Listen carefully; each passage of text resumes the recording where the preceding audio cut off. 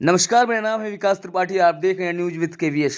और मैं कहीं जा रहा था तो मुझे रास्ते में एक भाई मिले और ये बहुत दूर की यात्रा अपनी साइकिल से कर रहे हैं। तो चलिए इनसे ही पूछते हैं।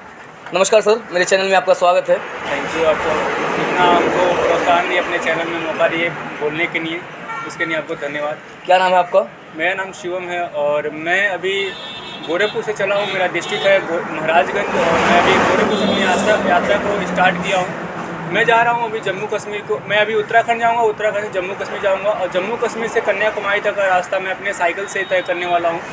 और ये यात्रा जो है ये हमारे देश के उन जवानों के लिए है जो हमारे देश की रक्षा हमेशा करते हैं और हर तरह से करते हैं, चाहे वो डॉक्टर हों, चाहे वो इंजीनियर ही हों, चाहे वो पुलिस हों, होमगार्ड हों, आर्मी हो, सीआरपीएफ हो, पैरा कमांडो हो, कोई भी अगर देश के लिए, सुरक्षा के लिए और देश के कल्चर को आगे बढ़ाने के लिए और सेफ रखने के लिए कार्य कर रहे हैं, तो मैं उनके लिए ये सम्मान दे रहा हूँ अपने तरफ से पूरे इंडिया को राइड करके।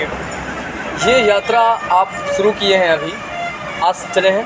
नहीं, कल सुबह से मेरा प्लानिंग था, बट कल 3 बजे मैं निकला गोरखपुर से और कल 7 बजे मैं खलीलाबाद आ गया था और खलीलाबाद से आज यहाँ पे अभी निकला हूँ। ओके, तो ये यात्रा आपने कल से शुरू की है, पर इसके बारे में आप प्लानिंग कब से कर रहे थे? एक्चुअली मैं एक टाइम था, मैं पीजीआई में एडमिट था।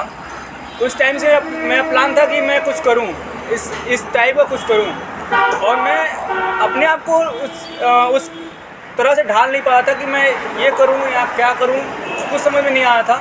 बट धीरे धीरे मैं, जैसे मेरे पास मोबाइल आया, मेरे पास पैंडेमिक जब चल रहा था तो ऑनलाइन क्लासेस के लिए मेरे पास मोबाइल आया और उस टाइम से मैं थोड़ा रिसर्च करना अपने ऊपर शुरू कर दिया कि मैं क्या कर सकता हूँ। बिकॉज आपको मैं बता दूँ कि शुरुआत में कुछ टाइम के लिए तबीयत इतना ख़राब था, मतलब मैं पीजीआई में एडमिट रहा हूँ, मेरा यहाँ से ब्लड क्लॉटिंग हो गया था नोज में। डॉक्टर ऐसे बचपन में चोट लग गया था तो उससे ब्लड आते थे बहुत ज़्यादा। अच्छा, नाक से आपके ब्लड आता था? तो धीरे धीरे बढ़ता गया और एक टाइम ऐसा आया कि यहाँ पे क्लॉटिंग हो गया, मैं नाक से सांस लेना बंद कर दिया। फिर गोरखपुर से रिफ़र हो गया, महाराजगंज से रिफ़र हो गया, पीजीआई में एडमिट करने की मना कर रहे थे सब। और एक टाइम आया कि मतलब डॉक्टर ऑपरेशन बोल दिया कि बिना ऑपरेशन सही होगा नहीं। बट कुछ टाइम भगवान का लग था कि मेरा लग था कि भगवान का साथ था और मेरा लग था कि मैं सही हो गया और ज़्यादा कुछ खर्चे नहीं आए। बस यहाँ पे जो खर्च हुए गोरखपुर महाराजगंज में ये सब खर्चे हुए, बट वहाँ पे मैं सही हो गया। और बचपन से मैं काफ़ी मतलब हेल्थ इशू से जूझता रहा, लेकिन अभी जैसे 14 साल की उम्र में क्रॉस किया हूँ, तब से कुछ ज़्यादा सुधार मेरे अंदर आने शुरू हो गए हैं और अभी मैं बिल्कुल फिट हूँ। अपने आप को बहुत ही हेल्दी महसूस करता हूँ क्योंकि मैं एक्सरसाइज वगैरह करना कंटिन्यू कर दिया और तभी से मेरा प्लानिंग था कि मैं ये सब करूँ। और जब मेरे पास मोबाइल आया फिर मैं रिसर्च करना शुरू किया। देन अब 3-4 महीने पहले मेरे पास एक आइडिया आया कि मैं अपने सैनिकों के लिए कुछ कर सकता हूँ, तो उसके लिए मैं राइड को पूरा प्लानिंग करना शुरू किया, पैसा एकत्रित करना शुरू किया। इस राइड में मेरे खर्चे हो रहे हैं टोटल 25,000 रुपये और मतलब सामान जो मैं खरीद के रखा हूँ उसका 25,000 रुपये लगा है। तो साइकिल वगैरह जो भी गैजेट है उसको खरीदने में 25,000। सारे गैजेट में आपने पैसे खर्च किए और आपकी लागत जो हुई है वो 25,000 की हुई है। तो मुझे ये बताइए, आप यहाँ से जाएंगे जम्मू कश्मीर कन्याकुमारी तक, वहाँ तक की दूरी मुझे लग रहा है कि 30,000 किलोमीटर होगी जो आप कह रहे थे अराउंडिंग घूमने के लिए। तो वहाँ पे वहाँ जाने से पहले आपने ये नहीं सोचा कि मैं अकेला जा रहा हूँ और कैसे क्या चीज़ें होंगी, मतलब क्या परेशानियाँ होंगी मेरे साथ और क्या कठिनाइयाँ होंगी, मैं उनको कैसे सहन करूँगा? क्या उम्र होगी आपकी? मेरी उम्र अभी 17 साल है। बताइए, 17 साल की उम्र में आप निकाल दीजिए, काफ़ी ज़्यादा मुझे लग रहा है कि आपको गर्मी हो रही है, ठीक है। तो आपकी उम्र 17 साल है और आप 17 साल की उम्र में आपने ये ठान लिया कि मैं 30,000 किलोमीटर की यात्रा भारत का करूँगा, क्योंकि ऐसे तमाम लोग करते हैं मुझे जहाँ तक पता है। और आपने सर्च किया है, तो आप बताइए कि किसको आप पीछे करना चाहते हैं और क्या सोच के आप निकले हैं घर से? ये कुछ टाइम पहले, अभी तो मुझे रिसेंटली नहीं पता है कि अभी तो बहुत लोग निकले हैं, बट कुछ लोग कुछ स्टेट का यात्रा करके वापस आ जाते हैं। बस आफ्ताब भैया एक हैं जो कि रिकॉर्ड बना चुके हैं इस क्षेत्र में, अपना रिकॉर्ड, वो भी इसीलिए निकले थे, सैनिक सम्मान के लिए निकले थे। और मैं दूसरा बंदा हूँ, वो मतलब 18 ईयर्स के बाद निकले हैं, मैं 18 ईयर्स से पहले निकला हूँ। मेरा अभी 17 साल है। वो जॉब कर रहे थे, जॉब छोड़ के वो निकले थे। उनको मैं देख के थोड़ा बहुत इंस्पिरेशन उनसे लिया हूँ और उनके थ्रू मैं थोड़ा सा उनसे इंस्पायर ये हुआ हूँ कि वो भाई 18 रात वो शमशान में काटे थे।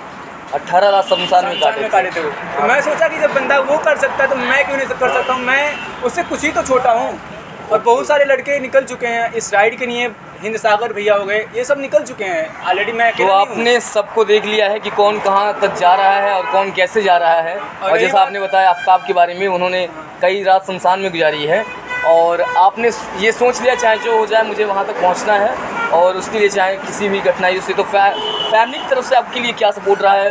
फैमिली से आपने बात की होगी, तो क्या फैमिली की तरफ से आपका ओपिनियन आपके लिए क्या आया?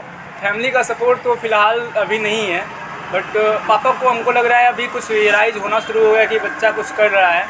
तो अभी पहले तो उतना कॉल्स नहीं आते थे, बट अब आने शुरू हो गए हैं, क्योंकि उनको भी कहीं से न्यूज़ मिल रहा होगा कि लोग ऐसे सेल्फी वगैरह ले रहे हैं और फेसबुक वगैरह पे सोशल मीडिया पे पोस्ट कर रहे हैं। उनको लग रहा है वहाँ से पापा को अगर देखने को मिल रहा होगा तो उनके उसके थ्रू मेरे पास कॉल्स अब आने शुरू हो गए। पापा तो ऐसा क्यों फैमिली क्यों सपोर्ट नहीं कर रही है? मतलब आप देखिए, जेन्युइन सी बात है, कोई फैमिली नहीं चाहेगी कि बच्चा अकेले निकले, और अभी मैं टीनेजर में हूँ। कोई फैमिली नहीं चाहेगी कि बच्चा अकेले निकले और कहीं रुकने का ठिकाना नहीं, कहीं खाने का ठिकाना नहीं, कहीं सोने का ठिकाना नहीं। तो अभी कोई भी फैमिली नहीं सपोर्ट करेगी। चलिए, ये तो बात ठीक है कि हर कोई फैमिली अपने परिवार और अपने बच्चों के लिए बहुत ही ज़्यादा केयरिंग होती है, तो फैमिली सपोर्ट नहीं कर रही है। पर जैसा कि आपने अभी कहा कि लोगों ने बताया कि बहुत अच्छा कर रहा है, निकल रहा है, तो उनकी तरफ से कॉल आ रही है, ठीक है। और किसी भी हालत में फैमिली छोड़ नहीं सकती अपने बच्चों को, वो थोड़ी सी निराश जरूर होती है। निराश नहीं है, बस उनको डर है कि कहीं कुछ हो ना जाए। हाँ, मतलब एक निराशा है अपनी केयरलेस को लेकर कि भाई कहीं कौन उनको संभालेगा, वहाँ रास्ते में कौन उनकी खिलाएगा, कहाँ सोएंगे, क्या पिएंगे, है कि नहीं है? वो सभी फैमिली को ये चीज़ का डर होता है कि बच्चा कहीं क्या करेगा, कैसे सोएगा, कैसे खाएगा। क्योंकि जब बचपन से बच्चा जन्म लेता है तब से माँ उसकी रक्षा करती है और रखती है, पालती है, पोसती है। और अचानक से मैं निकल चुका हूँ घर पे। अभी मैं 16-17 साल की उम्र, 16 साल की उम्र तक घर पे ही रहा हूँ। 1 साल से मैं बाहर रह रहा हूँ। तो 1 साल से अभी जितना भी 6-7 महीने हुए मुझे बाहर रहते हुए। तो आपने क्या सोचा है कि एक दिन में आप कितना किलोमीटर तय करेंगे? अभी तो नियर अबाउट 125 का है, बट प्रयास करूंगा कि ये कुछ बढ़ाऊं। अभी 150 किलोमीटर तक जाऊं एक दिन में। अभी तो 125 पे ही मेरा सीमित है। अभी कुछ दिन तक जैसे हैबिट जब आ जाएगा, क्योंकि मेरे पास अभी जो साइकिल में लिया हूँ नई साइकिल है, उसमें हाथ वगैरह से इसे बैठ नहीं रहा है और टाइम लगेगा। जब हैबिट बन जाएगी तो 150 तक करने के लिए तैयार हूँ।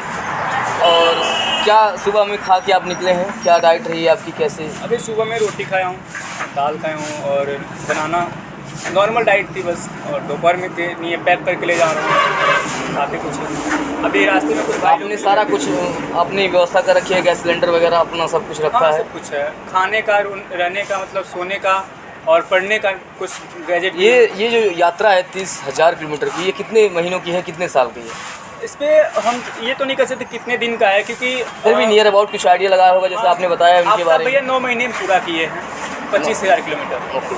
अब मैं 30,000 किलोमीटर का टारगेट लेकर चल रहा हूँ, वो भी उतना ही का लेके चले थे, लेकिन 25,000 किलोमीटर उतना ही कर लिए।